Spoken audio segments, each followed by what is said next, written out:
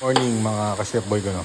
Ito nga pala yung aking ginawang pagluluto ng ating tinolang manok kaninang umaga. Yan guys, bali meron tayong bawang, sibuyas, luya.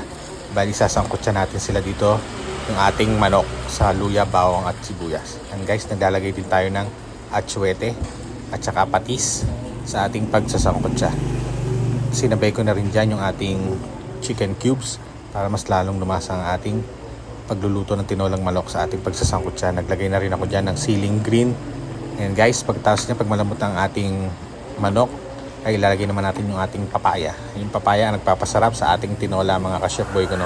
Pwede ring optional ilagay yung sayote kung walang papaya. Yan guys, pag malambot na yung ating papaya, ay ilalagay naman natin siya ng konting tubig.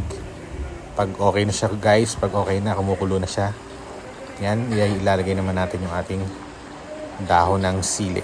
Yan guys, yung ating dahon ng sili ang nagpapasarap din at nagpapalasa sa ating tinolang manok. Yan guys, antayin lang nating maluto yung ating sili. Napakadali lang lutuin ng sili, siguro mga 1 minute pwede na yan, luto na siya. Pagkatapos nun, magdadaglag ulit tayo ng konting tubig. Magtatakpan lang natin kawali para kumulo ang ating sabaw. Yan guys, pagka okay na, pag kumulo na ating sabaw, pwede na natin hanguin nating tinolang manok. Thank you po for watching.